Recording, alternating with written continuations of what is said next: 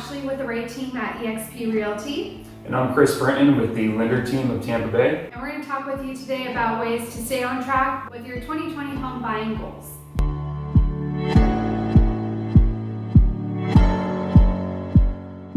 So as Ashley mentioned, we want to talk to you guys about how to stay on track for your goals of buying a house in 2020 despite the coronavirus stuff going around. Obviously, there's been a lot of changes that the government has made to assist people through this time. And some of those changes actually are valuable to people who are looking to buy a house who may not even need those things, but they're available anyway. So I'm going to give you guys a couple of things that I think is pretty important if you're looking to buy a house in 2020. So the first thing is pretty major. It's the retirement account. So 401ks, IRAs, you no longer are going to get hit with a 10% penalty if you decide to take that money out of the account. It's in. So typically how it goes is if you're under the age of 59 and a half, you have to pay a 10% penalty if you take the money out early. Because of everything going on, the government has changed that for 2020, and you no longer have to pay that 10% penalty. So if you have money in a 401k or IRA, now is a great time to utilize that money for a down payment or closing costs without having to take a 10% hit on the money you're taking out. One good thing about that, obviously a lot of people use the 401ks and IRAs to borrow the money from those accounts for the down payment. But now you don't have to borrow it, you can withdraw it, you don't have the penalty, and you don't have to pay it back. So that's definitely a good option to help people who are looking to buy a house in 2020. Okay, so what about people with student loans? I heard that the government, they've also deferred student loans for now. So how does that help the situation? So yeah, that's a great point.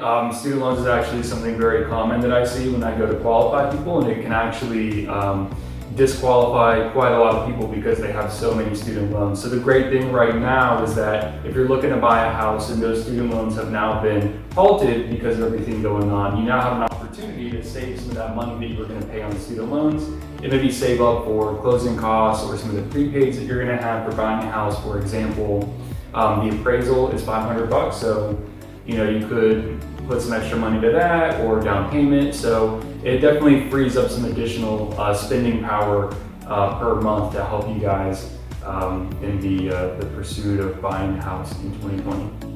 And the stimulus check, everybody's posting on social media, hey, I got my stimulus check. Can people use a stimulus check for their down payment, or should they even be using that towards a down payment? What would you suggest? Yeah, so my suggestion is that if you get a stimulus check and you need to pay your immediate bills, then obviously that's what you're going to use it for. But if you get the stimulus check and there's nothing really immediate you need to pay and everything is kind of business as usual for you, that stimulus money is going to be a great opportunity again to apply towards down payment or closing costs. If you have down payment and closing costs, one smart thing that I would suggest to do with the stimulus check is to buy down to a lower interest rate. So interest rates right now are pretty good anyway, as it is, but it never hurts to get a lower one. So you can certainly take that money and apply it to other aspects of the transaction. I've seen some people get $4,500 for the stimulus check. I've seen other people get $2,900. So it's definitely a viable option to use that in the transaction.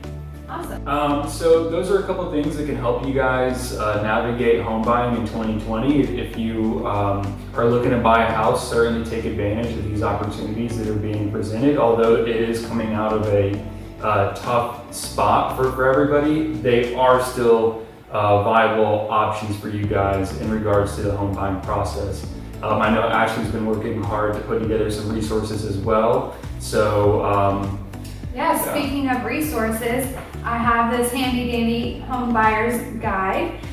So I've put in a lot of information on the home buying process. I have this key of terms that you'll hear throughout the process, so that'll be very helpful, as well as information on renting versus buying, information on the home buying process, and just the loan process in general as well. And even great information to help you throughout the moving process as my moving checklist and people that you'll find helpful for during the process and even after the process. So I hope that this helped you guys. If you guys have any additional questions for me on anything on the loan side, definitely feel free to reach out to me. And if buying or selling a home in 2020 was part of your 2020 vision, keep that vision in sight.